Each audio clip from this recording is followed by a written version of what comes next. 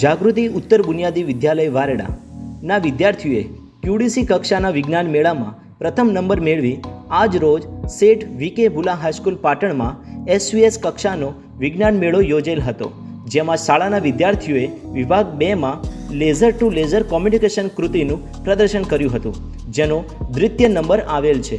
હવે પછી વિદ્યાર્થીઓ કૃતિ લઈને પાટણ જિલ્લા કક્ષાએ ભાગ લેવા જશે.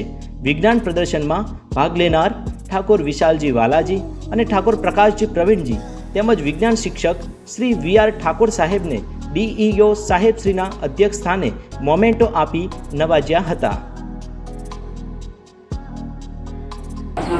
નમસ્કાર વિદ્યાર્થીઓ, અમે જાગૃતિ વિદ્યાલય વારણાથી આ મોડલ લઈને આવીએ છીએ. આ model laser to laser communication એટલે કે પ્રકાશ સંદેશા વ્યવહાર.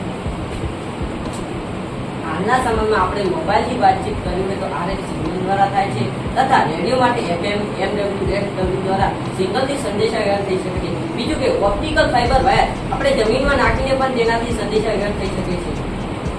પરંતુ વાત કરી મોબાઈલ એક હાનિકારક છે, સજીવ સૃષ્ટિ માટે ખૂબ હાનિકારક છે, કારણ કે તેનાથી સજીવ સૃષ્ટિ રેડિયેશનનો ભોગ બની શકે છે. આ નહીં તો આવનારી પેઢી પણ આનો ભોગ બની શકે છે. બીજું કે ઓપ્ટિકલ ફાઇબર વાયર જમીનમાં નાખીને સંદેશા વ્યવહાર થાય છે, પરંતુ ક્યારેક તે કોઈ બનતા હોય, ગટર બનતી હોય કે કોઈ ખોદકામ દરમિયાન તે વાયર કપાઈ જાય છે અને સંદેશા વ્યવહાર અટકાઈ જાય છે.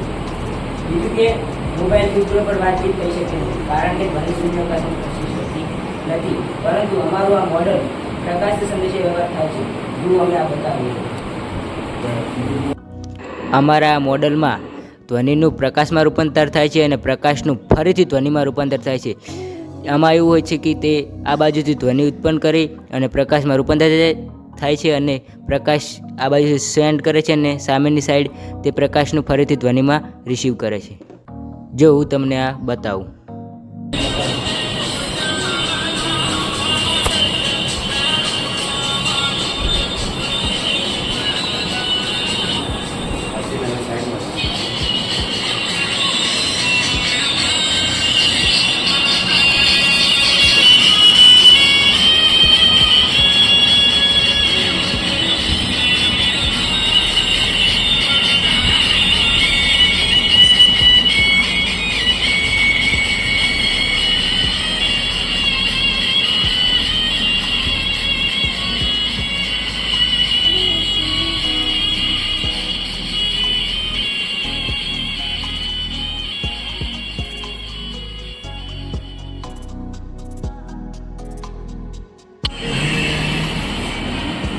તમે એવું વિજ્ઞાન લઈ શકો તો આપણે વિદ્યાર્થીઓને પણ એને આવીને હોય તો